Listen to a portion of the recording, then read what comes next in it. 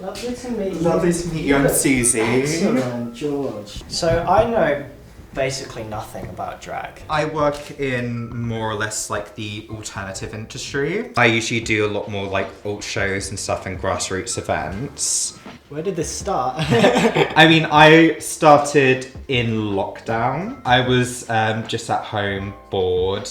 I don't know, I'd always watched shows like Dragula and stuff. Like, I've always been more into like the alternative side of drag, more or less than the mainstream kind. So I always knew I didn't necessarily want to be like what people mainly see. I do at one point want to, you know, really make this my own career and stuff, but you know, it is just one of those things of having those right connections. It's sort of like, I guess, the film industry as well, if you think of it in that way.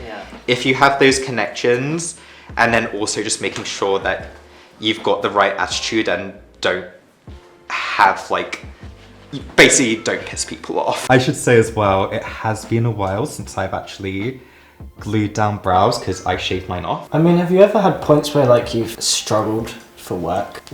In the drag scene, yeah, definitely. Like, especially that's one thing about the drag scene that you only really learn when you get into it is that it is very competitive. So if I was looking from square one to get into the drag industry, where on earth would I start? So you can start pretty much in a lot of different ways.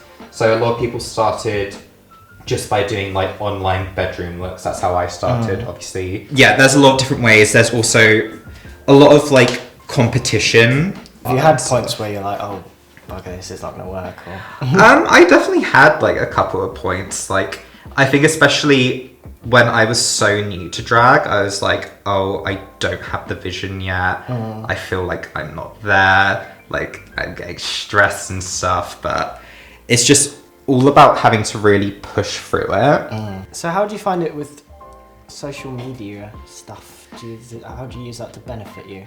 I use it, so with social media, I think it's a double-edged sword, pretty much. Do you have much experience with the makeup stuff prior to starting drag, or was that something you had to not develop? at all. I had no experience at all with makeup. Did that take you long to develop? It took me a while to like get to the point I am now. I'd say I'm a lot more confident with my face. Like, no drag artist has the same definition of drag at the end of the day. I remember the first time someone painted my face. Yeah, I assume you get used to it. Yeah. For me, it always feels weird to have someone painting a different face onto this one because I'm so used to how it looks. So, what name have you landed on?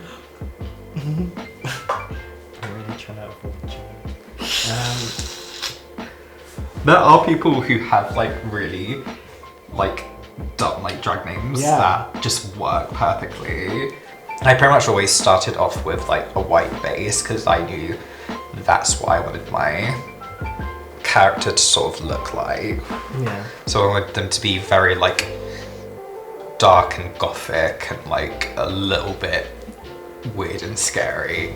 Yeah, so I definitely started questioning my gender as well a lot when it came to like lockdown. I'd always like kind of questioned if I was like who I was because I didn't necessarily feel like I fit into like the category of like being a male. Yeah. And yeah, that's all sort of like to thank for my drag character who kind of was able to make me realize who I was a little bit more. My name's Claudia Twinkleman. I've been in the drag industry for about 33 minutes. And I love it.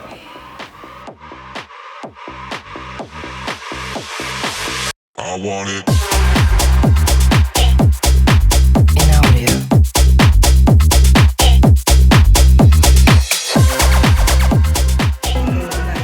It's very difficult and highly challenging on the body, especially with one as robotic as mine.